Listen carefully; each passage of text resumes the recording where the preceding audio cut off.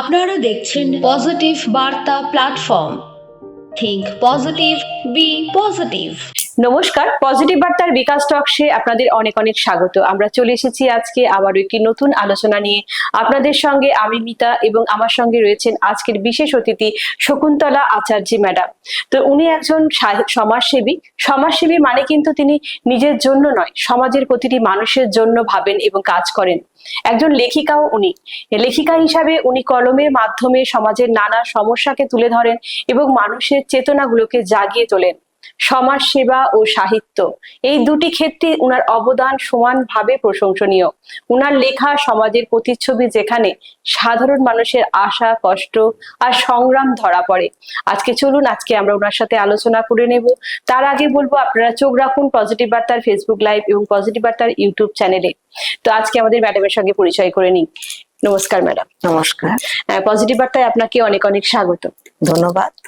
প্রথমে জানতে চাইবো কেমন লাগছে পজিটিভ বার্তায় এসে? তো খুবই ভালো লাগছে, আমার এই প্রথম কোন স্টুডিওতে আসা, এর জন্য আমি নিজেই খুব গর্বিত। তো এই যে লেখালেখি শুরু করেছেন, কিভাবে শুরু হলো লেখালেখিটি? মূলত আমি তো স্বাস্থ্য দপ্তরে 36 বছর চাকরি করলাম। ওই দিনে দিনে দেখতে দেখতে মানুষের দুঃখ, হসপিটালে তো আর বিভিন্ন ধরনের লোকরা আসে, দুঃখ কষ্টের মধ্যে সাধারণ মানুষের দুঃখ দেখেই আমার এই লেখালেখি আর সমাজ সেবাটা আস্তে আস্তে পরিণত হয়েছে, আমি নিজেই বলতে পারবো না। আপনি যে বলেছিলেন একটি হসপিটালে আপনি কাজ করেন, সেটা তো সমাজ সেবায় বলা চলে। সেখান থেকেই শুরু হয়েছিল মূলত সমাজ সেবাটা আপনার? ঠিক ঠিক ঠিক, সেখান থেকেই শুরু হয়েছে। ঠিক। তো এই সমাজ সেবা করতে করতে লেখালেখি, তো লেখার মধ্যে কোন লেখাগুলি আপনার ভাবনা থেকে উঠে আসে? আমার মূলত সব ধরনের লেখাই আমি লিখি, তো দুঃখ কষ্টের লেখাটাই আমার বেশি কলমে চলে আসে। আচ্ছা, তো এরকম লেখা কি আমরা এখন শুনতে পাবো? হ্যাঁ, অবশ্যই শুনতে পাবেন। ঠিক, তাহলে আমরা শুনে নিই তাহলে ম্যাডামের কাছ থেকে লেখা কিছু টপিক। ঠিক আছে। সামনে তো দুর্গাপুজো, আমি মাকে নিয়ে একটা বলি আমার লেখা। ঠিক। মাগো, তোমার চরণ তলে করজোরে বলছি কোটি কথা, মানব মাঝে দুঃখ কষ্ট দূর করে বুলিয়ে দাও মাথা। মক্তবাসী দিবানিশি শ্রমিক করছি নানা আয়োজন, তোমার তোরে সযতনে সাজাই বসার সিংহাসন। মাগো, যাতাই সাতাই গজিয়েছে জীবন সায়ান্নের আশ্রম, অবিরত ঝরছে অশ্রু, বৃথা গেল কি তাদের জীবনের শ্রম। সংসারময় মিথ্যা ছলনা হৃদয়ে গাথা ব্যথা, শান্তির বাড়ি ছিটিয়ে ভরি দাও সুখ সাগরের লতা। রোগ যন্ত্রণা নিরন্নে কাটে যাদের জীবন রজনী, তোমার পরশে সার্থক হোক তোমার আগমনী। ফুটপাতে যারা দিন কাটায় তাদেরই মাথায় দরো ছাতে, তোমার থালার অন্ন ব্যঞ্জন মাখা একটু দিও ওদের হাতে। বেকারদের চাকরি দিয়ে কোথাও দুঃখ জ্বালা, জীবন জুড়ে সাজিয়ে রেখো সুখ মাধুর্যের ডালা। প্রকৃতি দূষণের সাথে বেড়েছে পরিবারের দূষণ, শ্রদ্ধা ভক্তি ভালোবাসা ঢেলে করো মা সংশোধন। বাহ, মায়ের কাছে আমরা অনেক কিছুই চেয়ে নিলাম কবিতার মাধ্যমে। আমাদের একটা কবিতা আমরা পড়েছিলাম তখন ক্লাস 9-এ হয়তো, যে মা আমার সন্তানকে যেন রেখো দুধে ভাতে। হ্যাঁ, তাই একদম। তো এরপরে আমরা আসবো ম্যাডামের কাছে আবারও একটু ম্যাডামের স্বরচিত কবিতা আর মধ্যে। আচ্ছা, ছোটদের নিয়ে একটা লেখা বললাম, দুটো লেখা বলবো পরপর। ঘুরতে গিয়ে বিকেল বেলা বসি বড় মাঠের পরে, ছোট ছেলেমেয়েরা খেলছে একে ওপরে হাঁটতে ধরে, ভিন্ন জনের ভিন্ন পোশাক কত রঙের রং ভাই, মনে হয় ওদের মতো আমিও হয়ে যাই। কথার মধুরতা ছড়াছড়ি নবীন মুক্তোর ফুল ঝরা, হাসি খুশি খোলা মেলা সহজ সরলতার ভরা। রুমাল চুরি ছুটাছুটি করছে কত এদিক ওদিক, সূর্য যাচ্ছে নিজ বাড়িতে পড়টি তার পশ্চিম দিক। ধুলো বালি মাখামাখি ঝেড়ে মুছে করছে সাফ, সবাই মিলে ফিরছে গড়ে চোখে মুখে পুলকের ছাপ। আর একটা পড়ছি ছোটদেরই। নদী তোমার বাড়ি কোথায় একটু যদি বলো, আঁকা বাঁকা বিশাল দেহি ইচ্ছে মতো চলো, আমি তোমার সঙ্গী হব নিয়ে যাবে বাড়ি, মজা করে খেলা করব, নয়তো দেব আরে, কাগজে নৌকা ভাসিয়ে দেব, চলবি তুলে তুলে, তুমি কিন্তু নজরে রেখো, পরদিন না যাই ভুলে, আমার কথা মনে রেখো, লিখে রেখো ঠিকানা, পোস্ট সংবাদ দিও গিয়ে, করিও না মানা। খুব সুন্দর। আবার একটি নদী নিয়ে আমরা কবিতা শুনে নিলাম ম্যাডামেরই স্বরচিত। আবার ফুটে উঠলো ছোটদের কবিতা। তো আমরাও ছোটবেলায় এমনই করেছিলাম যে ছোটবেলায় খেলনা দিয়ে এরকম খেলেছি। ম্যাডামের সেই ছোট ছোট ব্যাপারগুলো নিয়ে নিজস্ব কবিতা রচনা করেছেন এবং সেটা আমরা শুনলাম এখন। তো পরবর্তী ম্যাডামে গিয়েছিলেন 4 ধাম, সেখানে ম্যাডাম দুইবার ভ্রমণ করে এসেছেন। সেই কাহিনী নিয়ে আবার একটি লেখা আমরা ম্যাডামের কাছে শুনে নেব, চলুন। নমস্কার। ত্রিপুরা থেকে আমার 4 ধাম যাত্রা, 29/8/2025 থেকে 13/9/2025 সিজনে। মনের কোণে এলো ভাবনা, যাবো এবার 4 ধামে, ভীতু পরিজনদের আড়ালে সব হলো মহাদেবের নামে, সঙ্গী ছাড়া যাবো একা, তাই তো মনে ভীষণ ভয়, দুর্গম এলাকায় আঁকা বাঁকা পথে যদি কিছু হয়। 29/8/2025 শুক্রবার শুক্লপক্ষী ষষ্ঠী তিথিতে, সুপ্রভাতে রাঙ্গা হাসি ছড়িয়ে পূব আকাশে উদিত রবি, ত্রিপুরা ছেড়ে কলকাতা বিমান বন্দরে দেখি কত মনোরম ছবি। হাওড়া স্টেশনে অপেক্ষায় তীর্থগুরু সশ্রীক সুভাষ দাস, খুঁজে খুঁজে হয়রান, তীক্ষ্ণ দৃষ্টিতে দেখছি চারপাশ, দেখা মিলল যবে 11 নম্বর প্ল্যাটফর্মে, এলো বৃষ্টি জমজমিয়ে, দুপুর 1টায় সবুজ সংকেতে ট্রেন গাড়ি ছুটলো হুইসেলে বাজিয়ে, দিন গড়িয়ে নিশি পোহালো, হরি অপরাহ্নে পৌঁছলাম হরিদ্বারে, জল খাবারে আহারে বিশ্রামে স্বস্তি পেলাম গুরুদুয়ারে। রবিবার সকাল 8টায় 4 চাকা যানবাহনে যাত্রা হলো শুরু, আনন্দে আত্মহারা তবু ক্ষণে ক্ষণে মনে করছে দুরু দুরু, ঝিরঝিরে বৃষ্টি সঙ্গী হয়ে নিয়েছে আমাদেরই পিছু, কত শত পাহাড় পর্বত ঝর্ণা, সবুজ গাছপালা সমারোহে দেখছি অনেক কিছু, এবড়ো খেবড়ো রাস্তায় হেলি দুলে চলছে গাড়ি সাবধানে, গ্রাম শহরে মনোরম পরিবেশে বিরতি মেলে চা পানে, দুপুর রাতে সুযোগে ব্যস্ত গাইড নিজ হস্তে রান্নার আয়োজনে, দিনে দিনে মন ভরেছে সুস্বাদু পাহাড়ি খাবার ভোজনে। খরস্রোতা মন্দাকিনী নদীর মাঝে প্রতিষ্ঠিত উত্তরাখণ্ডে রক্ষাকারী দারি দেবী মাতা, বরফে ঘেরা পাহাড়ের মাঝে তুংবাবা বদ্রীনাথ কেদারনাথ দর্শনে গঙ্গোত্রী মাতা, কত স্থানে মাথা নোয়ালাম পাথরে গড়া মন্দিরে মন্দিরে, মন কুটিরে স্মৃতির ক্যানভাসে কত ছবি এঁকে এলাম ঘরে ফিরে। ম্যাডামের অভিজ্ঞতাটা ম্যাডাম তুলে ধরেছেন, কিভাবে উনি গেছেন এবং কিভাবে সেখানে দর্শন করেছেন সে সবই ম্যাডামের লেখার মধ্যে দিয়ে আমরাও জানতে পারলাম। তো এরপরে আমরা ম্যাডামের কাছে জানতে চাইবো ম্যাডামের একটি স্মরণীয় ঘটনা। ম্যাডাম অনেকবার 2-3বার মনে হয় আপনি জি বাংলাতে গেছেন, সেখানে দিদি নাম্বার 1-এ অডিশন দিতে। তো সেই ম্যাডামের স্মরণীয় মুহূর্তগুলো একটু আমরা শুনে নেব। ওই ঘটনাটা আমার খুবই আনন্দের ছিল। আমি বায়োডাটা জমা দিয়েছি, যে করে আমার অনুষ্ঠানটা সবসময় দেখি। আমি যখন আমার ডাক আসলো ইমেলে, তখন আমি খুবই আনন্দিত। আগের দিন সন্ধ্যার সময় আসলো, পরের দিন আমি চলে গেলাম কলকাতা। সাথে কাকে নেব, কেউ নেই যাওয়ার, বিভিন্ন অসুবিধা বিভিন্ন জনের, পরিবার তো ছোট, তাই আমার বাসুর ছেলে বউকে মাকে নিয়ে আমি গেলাম। খুবই আনন্দ। পুরো 3বারের মধ্যে প্রথমবার যদিও আমার তেমন একটা সুবিধার হয়নি, কিন্তু তৃতীয়বার আমাকে পজিটিভ বার্তা দিল।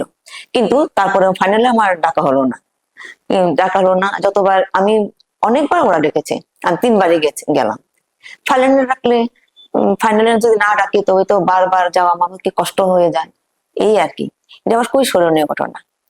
তার মধ্যে একটা স্মরণীয় ঘটনা, আমার কোনো বাইসাইকেল চালানোর কোনো অভিজ্ঞতা নেই। আমার খুব ইচ্ছে যে আমি একটি স্কুটি চালাবো। ছেলের পড়াশোনা, ওকে নিয়ে খাটাখাটনি, ঘরের কাজ, অফিস, আমার আর হয়ে ওঠে না। ছেলে যখন পড়াশোনার জন্য বাইরে কলেজে ভর্তি হলো, এই সুযোগে আমি এবার তো কোনো অসুবিধা নেই, ছেলে বেরিয়ে যাবে না আমার স্কুটিটা নিয়ে, ওর পড়াশোনা কোনো ডিস্টার্ব হবে না, এই সুযোগে আমি কিনে নিলাম। তখন আমার বয়স 50। এটা আমি গর্বিত। তখন আমি রেগুলার অফিসে যাচ্ছি, এদিক ওদিক একটু ঘোরাঘুরি করছি, আমি খুব খুশি। এটাও আমার খুব একটা স্মরণীয় ঘটনা।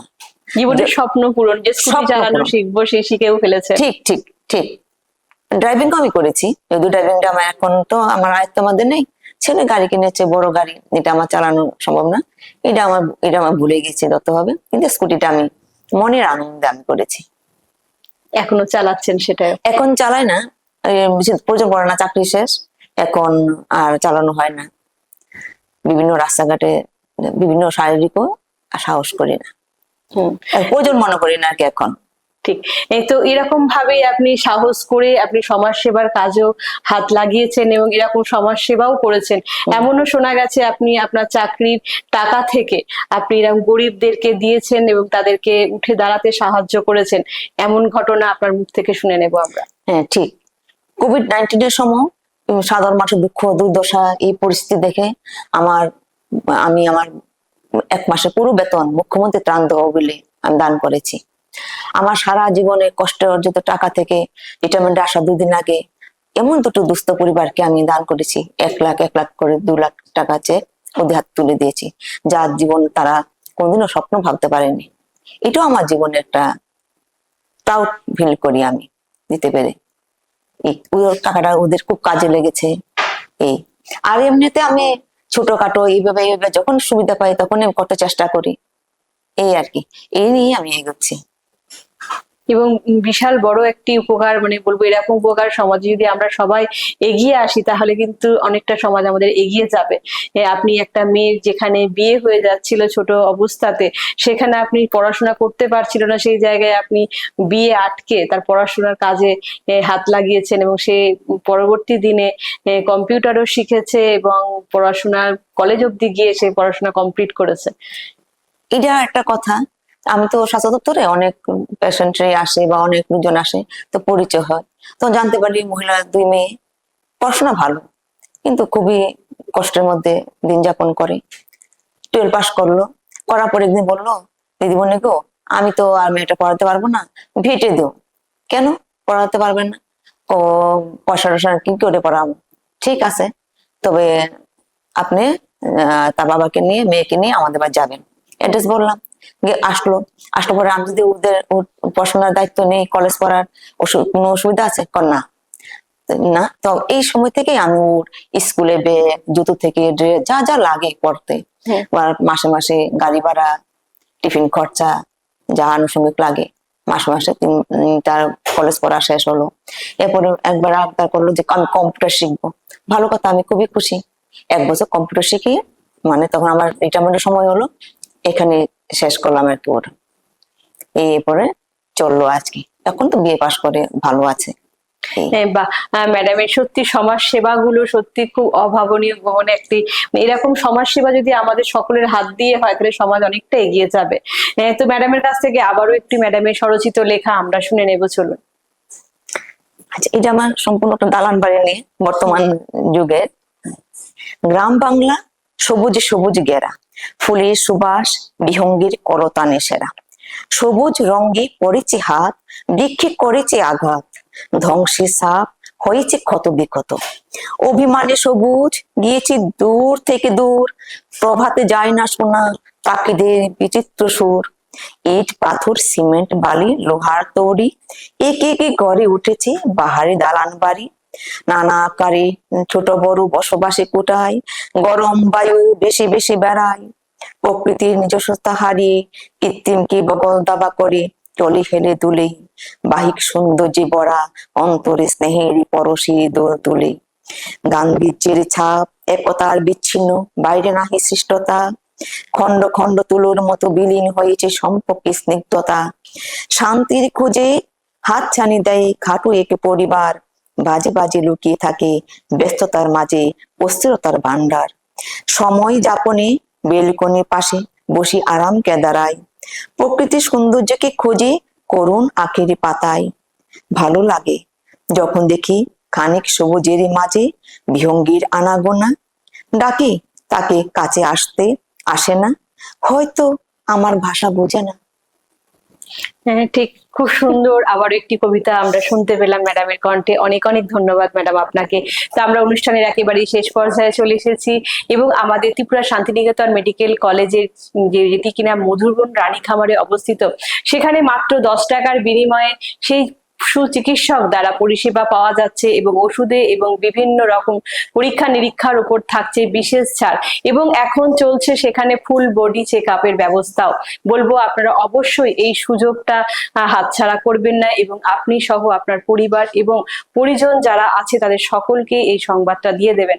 এবং আমাদের যিনি আছেন আমাদের প্রেসিডেন্ট স্যারের নেতৃত্বে অনেকটি পজিটিভ কাজ হয়ে চলেছে, যেমন এই পজিটিভ বার্তা প্ল্যাটফর্মের মাধ্যমে গুণী মানুষদের দ্বারা সেখানে ইতিবাচক ভাবনা সমাজের মধ্যে ছড়িয়ে দেওয়া, এবং যেখানে ছোট বাচ্চারা মোবাইলটা হাতে নিলেই নেগেটিভ জিনিস ছাড়া কিছু দেখে না, সেখান থেকে এই উদ্যোগ নেওয়া যে তারা যেন মোবাইলটা খুললে পজিটিভ কিছু দেখতে পায় এবং সেই পজিটিভ কিছু দেখেই তারা যেন নিজেদের মধ্যে সেই পজিটিভ কিছু করার উৎসাহ তাদের মধ্যে আসে। এই কারণে আরো উনি আমাদের পজিটিভ চিন্তা ভাবনা নিয়েছেন।